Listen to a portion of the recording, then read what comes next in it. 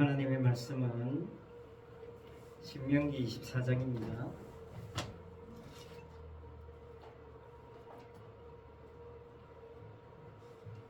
신명기 24장 1절로 4절입니다. 신명기 24장 1절로 4절까지 교독하겠습니다. 사람이 아내를 맞이하여 데려온 후에 그에게 수치되는 일이 있음을 발견하고 그를 기뻐하지 아니하면 이혼 정서를 써서 그의 손에 주고 그를 자기 집에서 내보낼 것이요, 그 여자는 그의 집에서 나가서 다른 사람의 아내가 되려니와 그의 둘째 남편도 그를 미워하여 이혼 정서를 써서 그의 손에 주고 그를 자기 집에서 내보냈거나 또는 그를 아내로 맞이한 둘째 남편이 죽었다 하자 그 여자는 이미 몸을 들였을지도 그를 내보낸 전 남편이 그를 다시 아내로 맞이하지 말지니 이 일은 여호와 앞에 가증한 것이라. 너는 내 하나님 여호와께서 내게 기업으로 주시는 남편을 범죄하게 하지 말지니라. 아멘. 이혼과 재혼 그런 제목으로 말씀을 생각해 보려고 합니다. 오늘 말씀의 내용은 그렇게 어려운 건 아닙니다. 첫 번째 남편과 이혼한 여자가 두 번째 남편과 재혼하고 나서 그 두 번째 남편과도 헤어지거나 남편이 죽었을 경우에 그 첫 번째 남편이 다시 그 여자를 아내로 맞이하지 말라는 그런 말씀입니다. 당시 고대 사회에서는 남편이 아내를 쉽게 내쫓아 버릴 수 있었습니다. 남편이 마음에 들지 않은 경우가 있거나 또 아내가 잘못한 일이 있거나 하면 그냥 쉽게 버릴 수 있었다는 겁니다. 그런데 이제 그 조건 중에 하나가 이혼 정서를 써주는 겁니다. 그러니까 이혼 정서를 써주는 것이 굉장히 중요했습니다. 왜냐하면 이 이혼 정서가 없으면 이혼 정서가 없이 만약에 쫓겨났다 그러면 가늠한 여자 취급받을 가능성이 농후했습니다. 그렇기 때문에 이 여자를 보호하는 측면도 있죠. 특별한 이유 없이 쫓겨나는 경우도 많았으니까 반드시 이혼 정서를 써주게 했습니다.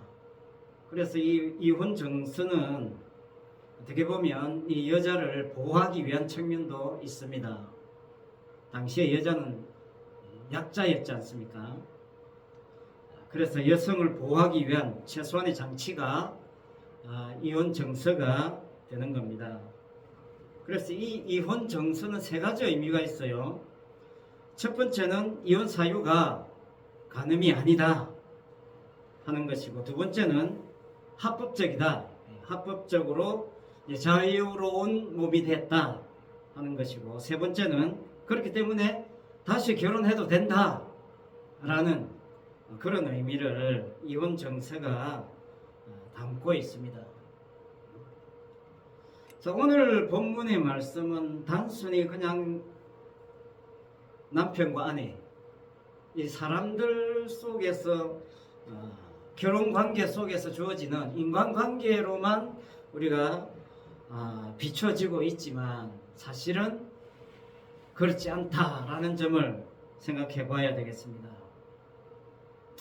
왜냐하면 예레미야 3장에 보니까요, 이혼 정서가 나오는데 그 예레미야 3장에 보니까 이혼 정서를 누가 누구에게 주었느냐면 하나님께서 이스라엘에게 이혼 정서를 줬습니다. 예레미야 3장 8절에 이렇게 이야기해요. 내게 배역한 이스라엘이 간음을 행하였으므로, 그 간음은 우상숭배 이야기하는 겁니다. 그 우상숭배를 간음으로 봤어요.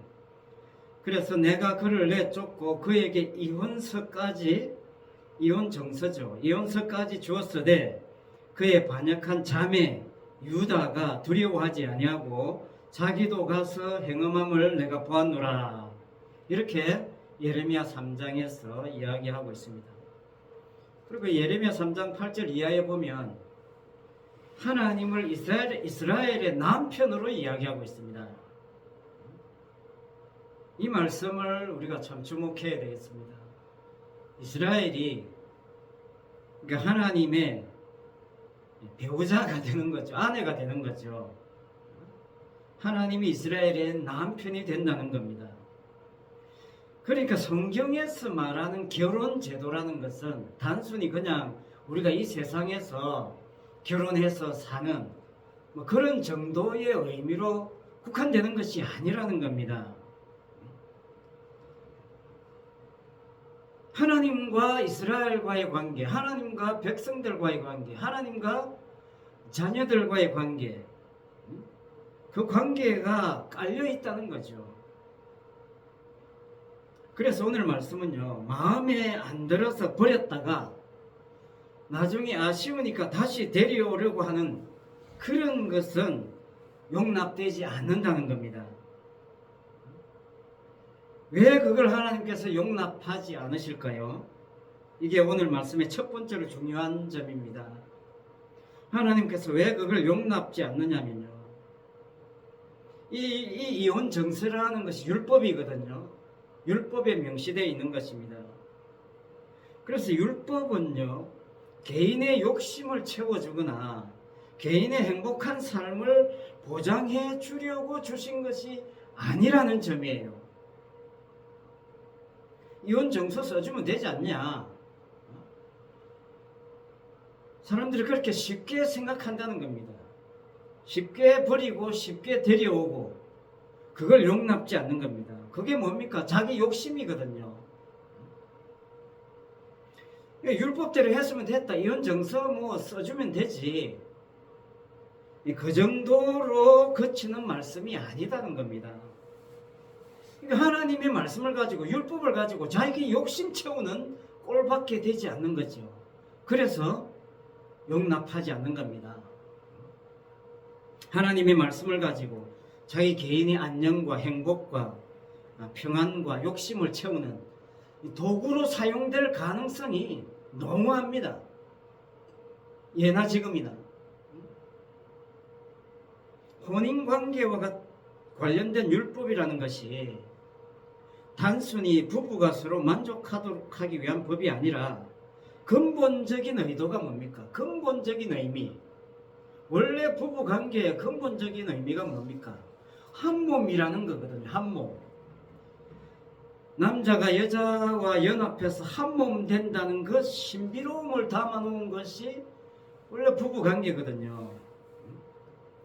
남자가 부모를 떠나 그 아내와 합하여 둘이 한 몸을 이룰지로다. 이게 창세기 2장 24절에서 약속해 주신 겁니다. 한 몸을 이루는 것이 뭐냐면 하나님이 약속한 거예요. 이게 오늘 말씀에서 참 중요한 포인트입니다. 왜냐하면 오늘 본문 4절 마지막에 보면요, 땅이 나옵니다. 땅. 그 땅이 무슨 땅이냐면 여호와께서 기업으로 주시는 땅입니다. 그 땅 뭡니까? 약속의 땅이지요. 이제 이 신명기가 끝나면, 이 모세의 설교가 끝나면 이 가나안 땅 정복하러 가야 되잖아요. 가나안 땅으로 들어가야 됩니다. 그 약속의 땅으로 들어가야 되는 거죠. 그 하나님께서 약속하신 그 땅을 범죄하게 하지 말라. 이게 오늘 말씀의 결론입니다. 무슨 말이냐면 그 땅을 죄로 더럽히지 말라, 그런 뜻이잖아요. 약속의 땅을 더럽히는 것을 내가 용납지 않겠다, 그런 하나님의 뜻이 오늘 말씀 속에 담겨져 있습니다. 그래서 나중에요, 이 이스라엘이 남유다와 북이스라엘로 나중에 솔로몬 이후 시절 가면 나누어지잖아요. 결국 나중에 이 남유다는 바벨론에게 망해서 북이스라엘은 아수르에게 망하고 남유다는 바벨론에게 망하게 되어서 어떻게 됩니까? 약속의 땅에서 쫓겨나요.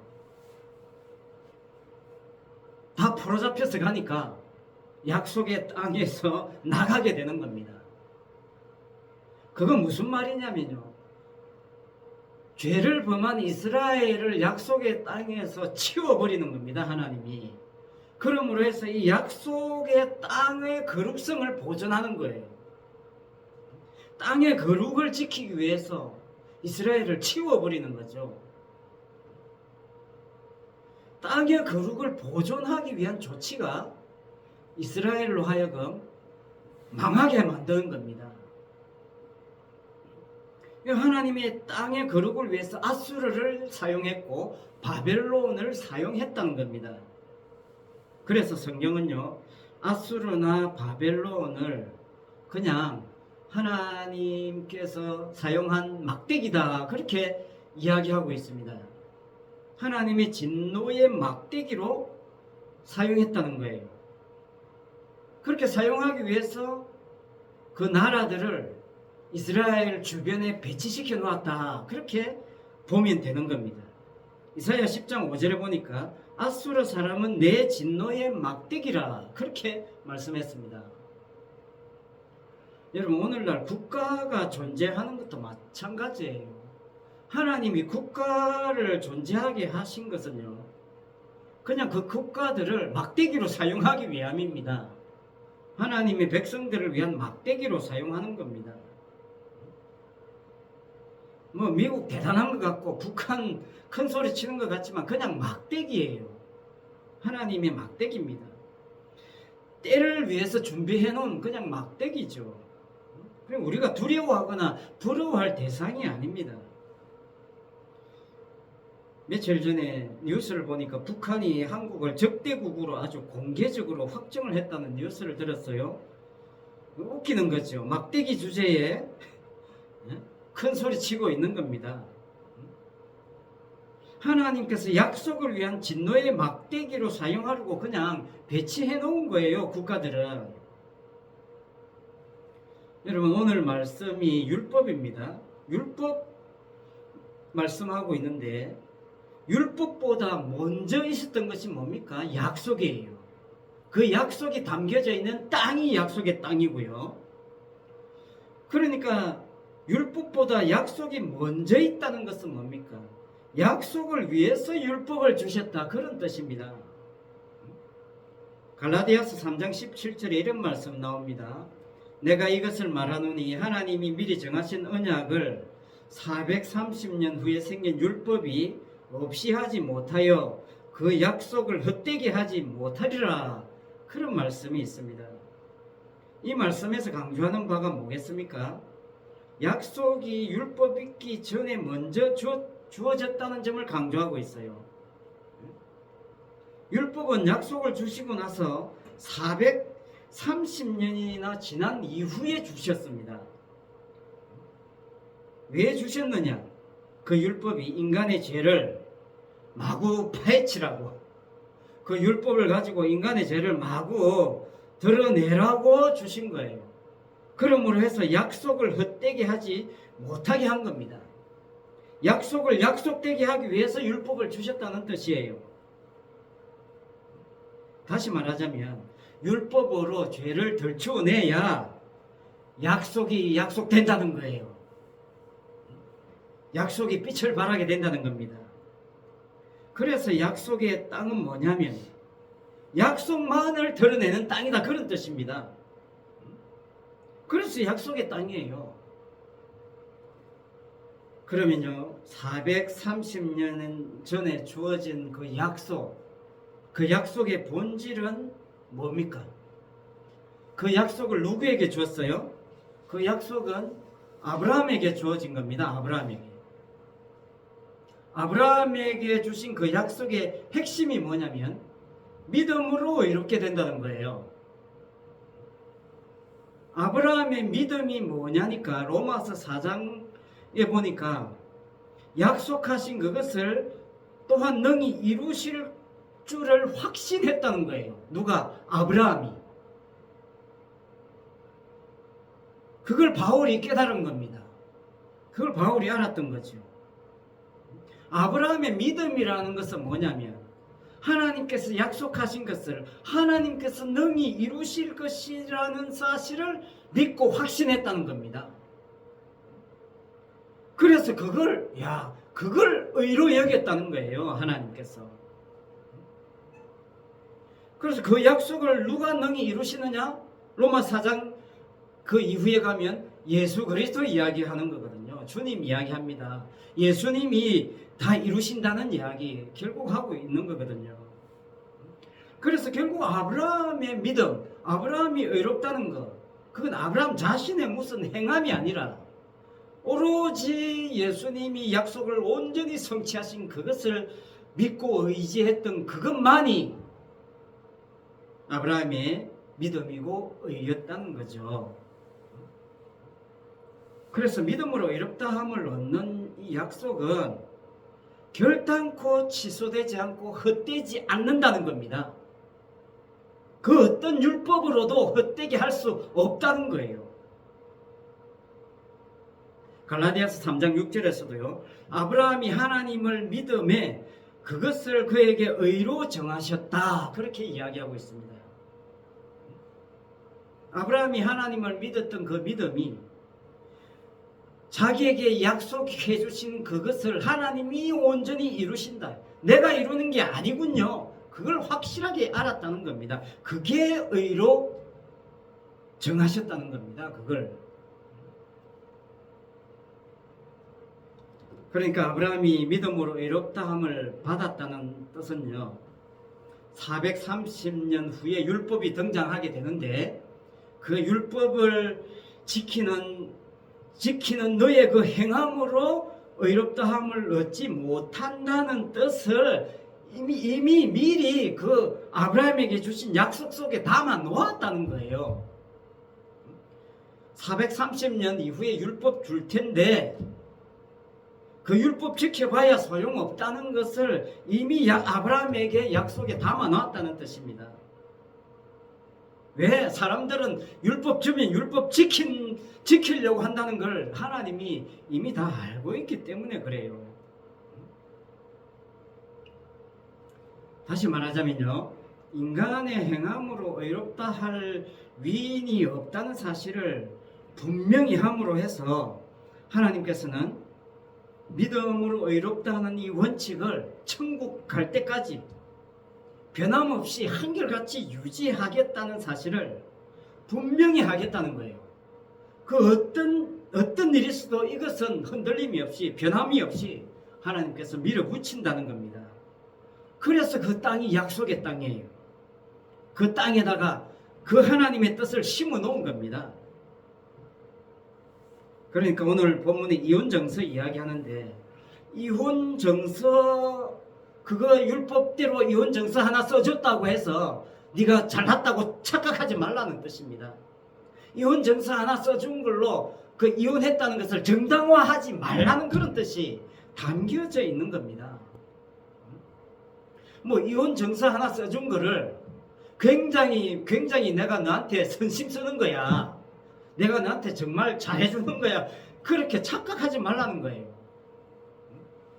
실제로 그렇게 생각했거든요. 이혼정서 써주는 것으로도 너는 감사해야 돼. 그렇게 내쫓아 보내는 겁니다. 그만큼 교만했다는 거죠. 그러니까 이 이혼정서 속에 오히려 그 남편의 다른 얼굴이 사실 담겨져 있는 겁니다. 이혼정서를 선심 쓰듯이 써주면서 이혼하는 그 남편에게 어떤 마음이 있느냐 하는 게 그 이혼정서 속에 담겨져 있어요. 그게 뭐냐? 그게 신약에 역시 정답은 신약에 나와요. 마태복음 19장에 보면요. 19장 앞부분에 바리새인들이 예수님을 시험하는 내용이 나와요. 바리새인들이 예수님을 상대로 시험 칩니다. 이혼 문제로 시험을 쳐요. 이렇게 이야기합니다. 사람이 어떤 이유가 있으면 그 아내를 버리는 것이 옳습니까? 어떤 사유가 있어서 아내를 버린다고 한다면 그게 맞습니까? 그게 옳습니까? 그렇게 물었어요, 예수님에게. 그리고 예수님이 창세기 2장 24절 그 말씀 끄집어내십니다. 사람이 그 부모를 떠나서 아내에게 합하여 그 둘이 한 몸이 될지니라 한 것을 네가 읽어보지 못했느냐? 그렇게 이야기하세요. 한 몸인데 어떻게 나누느냐, 그런 이야기입니다. 한 몸이기 때문에 하나님이 짝지어 준 것을 사람이 나누지 못한다, 그렇게 이야기하니까 바리새인들이 옳다, 옳으니 잘됐다, 그렇게 이야기하면서 바리새인들이 뭐 이야기하겠습니까? 모세, 지금 오늘 본문 끄집어내는 겁니다. 아, 모세는 그럼 뭡니까? 모세 이혼 정서 써져가지고 버려도 된다고 했잖아요. 아, 아내가 좀 잘못했다고 이혼 정서 써줘서 버렸잖아요. 그건 도대체 뭡니까? 그러면 그렇게 따져 물었던 겁니다. 그래서 마태복음 19장 9절에서 그래, 바로 그거야. 이혼 정서 써주는 그 남편의 심보가 뭐냐? 마태복음 19장 9절입니다. 내가 너희에게 말하노니 누구든지 음행한 영고 외에 아내를 내어버리고 다른 데 장가드는 자는 간음함이니라, 이렇게 되어 있어요. 여기서 주목할 말씀이 뭐냐면 음행한 영고 외에입니다. 외에. 그러니까 음행한 영고 외에 다른 이유로 많은 사람들이 아내를 버렸다, 그런 뜻이에요. 예수님의 뜻은 이 음행한 이유 외에는 버리면 안 되는데 당시에 수많은 사람들이 다른 이유로 아내를 버렸다, 그런 뜻이에요. 쉽게 말하면 남편이 처음에는 아내를 데리고 와서 살았지만 살다 보니까 아내를 버리고 싶은 사유가 많았다는 거예요. 아, 저거 이제 버리고 다른 마누라 들였으면 좋겠는데 저거 어떻게 하면 버리지? 꼬투리를 잡았다, 그런 뜻입니다. 그냥 싫었어, 뭐 성격이 안 맞았어, 뭐 내 말대로 안 해서 삶을 잘못 살았어, 뭐 자녀를 잘못 키워서 온갖 꼬투리를 다 씌워서 이혼 정서 써줄 테니까 너 나가, 그랬다는 거예요. 그리고 또 다른 마누라 구하고 말이죠.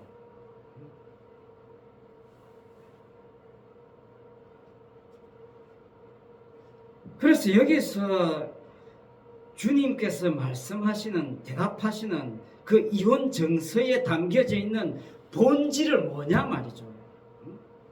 그 본질은 뭐냐면 마태복음 19장 8절입니다. 예수께서 이르시되 모세가 너희 마음의 완악함 때문에 아내 버림을 허락하였지만 본래는 그렇지 않다, 그런 뜻으로 말씀하셨어요.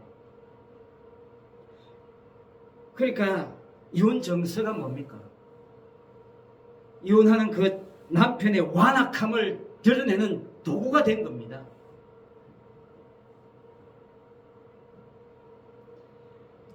그러니까 쉽게 말하면 남편의 그 완악함을 감추는 빌미로 이혼 정서를 써주는 거예요. 선심 쓰듯이. 모세가 이혼 정서를 쓰게 한 것은 너희 마음의 완악함을 쉽게 말하면 드러내려고 아내 버리는 것을 이혼 정서 써줘서 허락한 거지, 본래 뜻은 허락한 게 아니라는 뜻이에요. 네가 얼마나 완악하냐는 것을 증명해내고 드러내는 도구일 뿐이라는 거예요. 그래서 그냥 이혼 정서 쓰게 했다는 겁니다.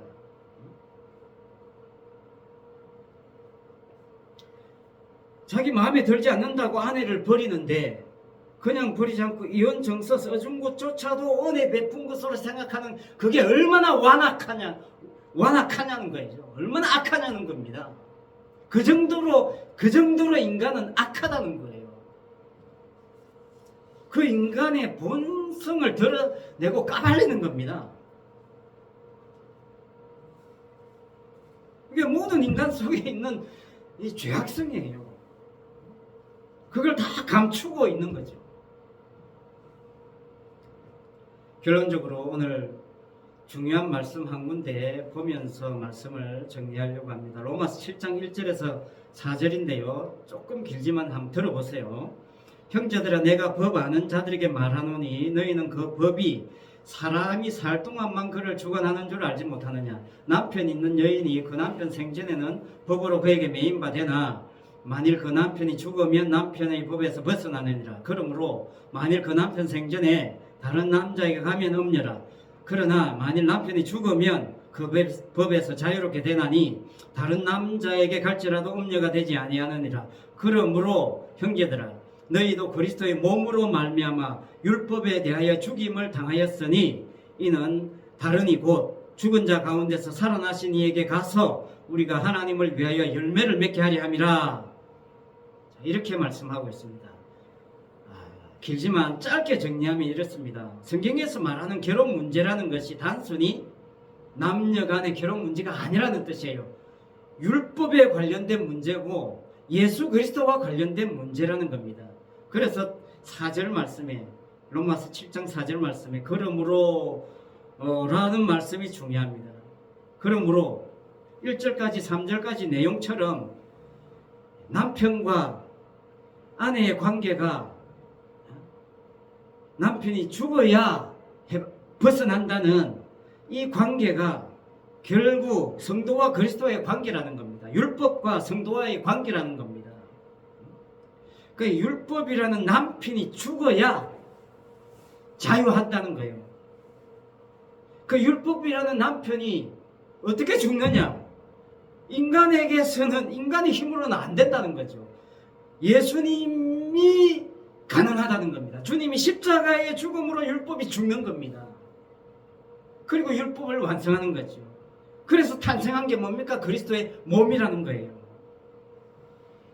그리스도의 몸은 율법이라는 남편이 죽어서 자유롭게 된 사람들이 모인 공동체 아니겠습니까? 그래서 그 그리스도의 몸을 교회라고 하고 신부라고 하는 겁니다. 성도는 율법에서 죽어서 새롭게 태어난 사람들이 성도입니다. 그러니까 성도는 이미 그리스도의 몸에 속해 있기 때문에 율법에서 자유하다는 거죠. 그러니까 율법 지키려고 애쓸 필요가 없다는 겁니다. 더 쉽게 말하면요, 성도는 내가 어떻게 하면 바르게 살까, 내가 어떻게 하면 착하게 살까, 그런 고민을 하면서 사는 사람이 아니라는 거예요. 그런 식으로 성경을 보는 것은 성경을 올바르게 보는 방식이 아니라는 겁니다. 그건 뭡니까? 내 삶의 안녕을 위해서 내가 어떻게 하면 바르게 살고, 내가 어떻게 하면 축복을 받고, 내가 어떻게 하면 더 훌륭한 삶을 사는 그런 차원에서 말씀을 보는 그 행위가 하나님이 약속을 주신 하나님의 뜻과는 배치된다는 거예요. 율법을 제대로 이해한 사람, 율법에 대하여 죽은 사람은 뭡니까? 내가 왜 죄인일 수밖에 없는가? 라는 것을 율법에서, 말씀에서 찾아내는 거예요. 그게 보인다는 겁니다. 왜냐면요, 성도는 이미 주님께 들어가 있는 상태에서, 자유로운 상태에서 그 죄를 바라보는 거예요. 성도는 이미 주님과 결혼한 상태에서, 율법과 이별한 상태에서, 율법으로 말미암아 죽은 상태에서 율법을 보기 때문에 그걸 지키려고 하지 않는 겁니다. 지킬 게 없는 거예요. 그냥 율법을 통해서 죄만 드러내는 겁니다. 율법은 죄를 죄되게 하고 죄를 깨닫게 하는 거거든요. 그 율법을 가지고, 하나님의 말씀을 가지고 이거 뭘 지키고 안 지키고의 개념은 그 율법에 매여 있는 겁니다. 내가 얼마나 말씀대로 잘 지켰느냐 안 지켰느냐 이건 성도가 따져봐야 할 필요가 없어요. 왜? 이미 주님이 다 끝낸 거거든요. 주님이 다 끝냈고 다 지켰고 다 완성했고 다 이룬 겁니다. 그걸 가지고 다시 내가 그걸 지키느니 마느니 왈가불가 한다는 자체가 뭡니까? 그 자체가 불경한 거예요. 그 자체가 하나님이 완성한 것에 대한 그 흠집 내는 겁니다.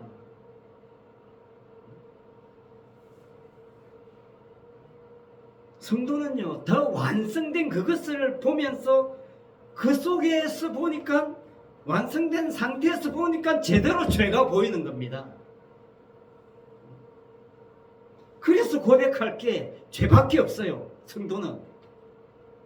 성도는 하나님 앞에서 내가 이것 잘했고 저것 잘했고 그런 거 없어요. 다 이룬 상태에서 주님이 다 이룬 상태에서 보니까 그 속에 죄가 보이는 겁니다. 그러니까 뭘 해도 죄가 보이는 거예요. 그 죄가 보인다는 것이 죄책감에 눌려 있으라는 게 아니라 내가 뭔가 봐도 주님께서 다 이룬 상태에서 드러나는 게 그게 내 죄밖에 없었군요. 그것도 죄고 이것도 죄고 모든 죄가 아닌 게 없었는데 몰랐다는 거예요. 주님이 다 이룬 상태에서 보니까 주님 안에서 보니까 다 그게 죄로 보인다는 겁니다. 그걸 주님이 다 해결했다는 것이 얼마나 감사하냐. 그렇게 역으로 보는 겁니다. 역으로.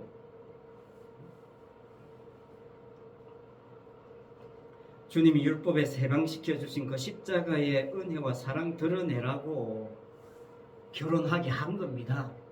어떤 사람은 바울 같은 사람은 그냥 혼자 사는 은사 주신 거고 그런 은사 못 받았으면 또는 뭐 태어날 때부터 그렇게 태어나지 않았으면 그냥 결혼해서 살라는 겁니다. 결혼해서 살면서 주의 은혜를 드러내라는 거죠. 죄를 그냥 깨달으는 겁니다.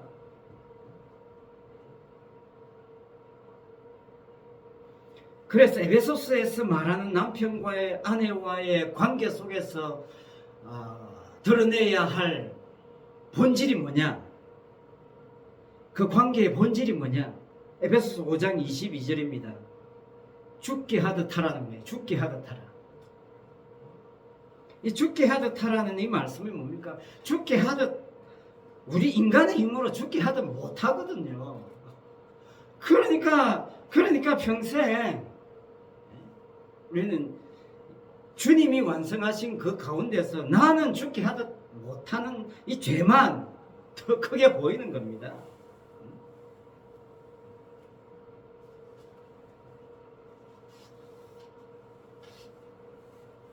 지금까지 우리가 결혼을 하든 안 하든 무사히 잘 살고 있는 것, 그것도 주님의 은혜입니다. 나와 함께 살아주는 것만으로도 말할 수 없는 주님의 은혜와 사랑 덕분이다. 이 점만 알면 돼요. 나는 인간성이 너무 좋아서 아내와 남편과 잘 살아주고 있다. 그런 생각이 1도 하지 마세요. 그게 바로 율법에 매여 있는 꼴이 되는 거예요. 자기 죄를 모르기 때문에 착각하는 겁니다. 인간은 정말 죄를 모르는 그 착각 속에 빠져 있어요. 정말 완성된 그리스도의 몸 안에 있으면 그게 정말 전부 다 드러나 보이는 겁니다. 하여튼 거두절미하고 이거 한 가지만 잊지 않으면 돼요. 나 같은 인간이 어떻게 이렇게 하나님이 축복해 주셔서 이렇게 결혼해서 잘 살게 하시는가? 내 힘이 아니고 주님의 은혜고 능력이었구나. 주님이 붙여주신 천사구나. 그렇게 생각하면 정답이에요. 어디 가서 이런 아내가 이런 남편 만나겠는가? 주님의 그 은혜에 드러내라고 하시는구나. 그렇게 생각하면 정답이에요. 왜? 천국에서는요, 천국에서는 이 땅에서와 같은 결혼 제도가 없기 때문이에요. 천국에서도 이 땅에서와 같은 똑같은 부부 관계가 있다면 다르겠지만 천국에서의 결혼 제도는 뭡니까? 온전한 남편과 신랑 누굽니까? 예수님이거든요. 예수님만이 홀로 신랑이시고 남편이고 모든 성도는 뭡니까? 아내고 신부의 입장에서 천국을 누리는 거잖아요. 그러니까 그 천국을 이 땅에서 미리 여유를 가지고 누리라고, 진짜 신랑 따로 있다는 것을, 그 기쁨을, 그 행복을, 그 평안함을, 그 능력을, 그 여유를 가지고 평안하게 이 땅에서 잠시 허락한 이 결혼 제도를 통해서도 그 주님과의 진짜 신랑 신부의 관계를 좀 서로 맛보라고. 맛배기 있잖아요. 맛배기. 여러분 어디 가면 맛배기 보는 거 있잖아요. 오늘날 우리 이 땅에서의 결혼 제도는 맛배기입니다. 주님과의 주님이 나의 신랑임이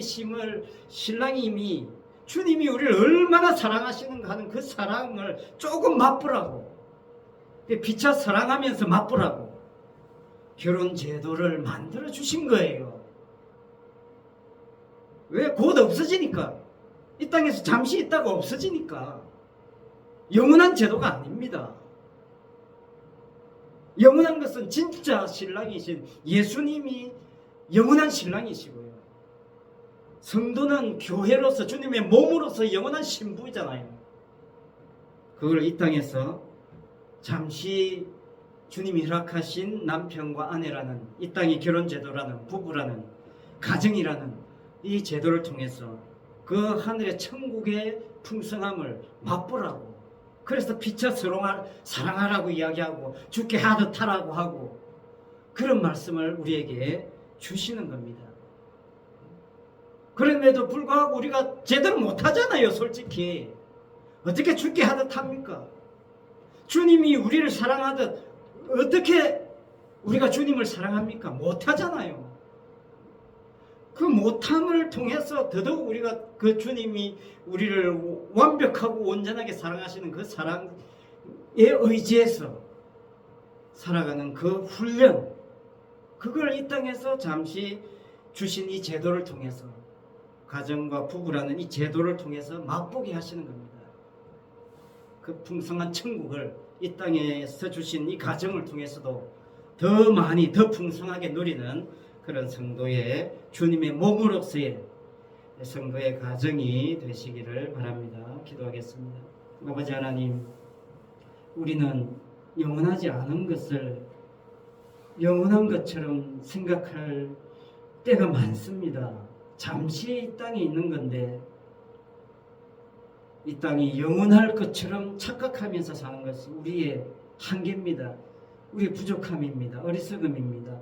아버지 하나님, 영원한 것은 따로 있는데 주님이 제공해 주시는데 우리는 영원하지 못한 이 찰나의 순간, 잠시 잠깐 이 땅에 있는 이 순간에 매여서 아버지 하나님, 우리 자신밖에 볼 줄 모르는 어리석음이 우리 속에 있습니다. 그럼에도 불구하고 완벽하고 온전하게 사랑하시는 그 사랑이 끊임없이 우리를 끌어당기고 있기에, 우리를 품어주고 있기에 오늘도 우리가 이만큼 주의 은혜 가운데서 살아가고 있는 줄 믿습니다.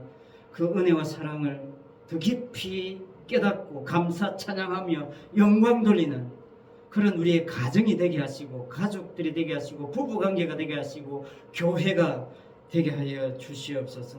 예수 그리스도 이름으로 기도드리옵나이다. 아멘. 찬송 384장입니다.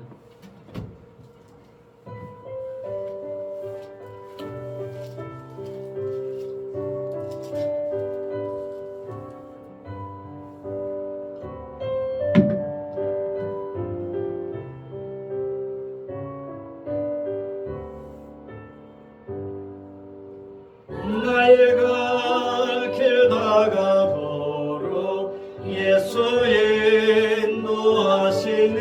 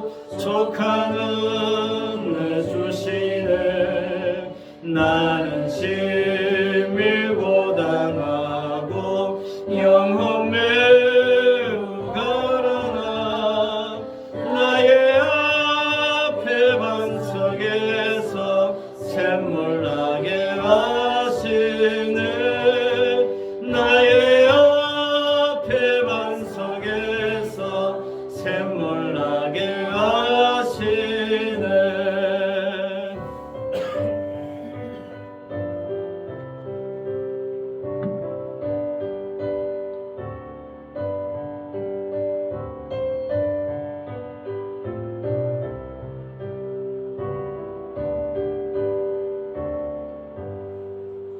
나의 갈 길 나가도록 예수 인도하시니 그의 사랑 어찌 건지 말로 할 수 없도다 성령 감화 받은 영혼 하늘 날아갈 때에 영명 부를 나의 찬송 예수 인도하셨네 영명 부를 나의 찬송 예수 인도하셨네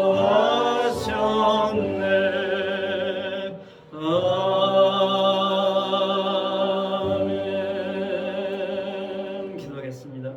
지금은 십자가에 죽으시고 부활하사 성도로 하여금 율법이라는 남편에게서 해방시켜 주신 진짜 남편 되신 우리 주 예수 그리스도의 은혜와 결혼 제도를 통해서 복음으로 들어가게 하시는 하나님 아버지의 크신 사랑과 신랑 되신 예수 그리스도의 십자가의 능력과 은혜만을 드러내게 하시는 그 성령님의 감동과 위로운 서교통하심과 충만하심이 주님의 몸의 거룩성을 드러내기를 사모하는 모든 성도들을 위해 항상 함께 있을지어다. 아멘.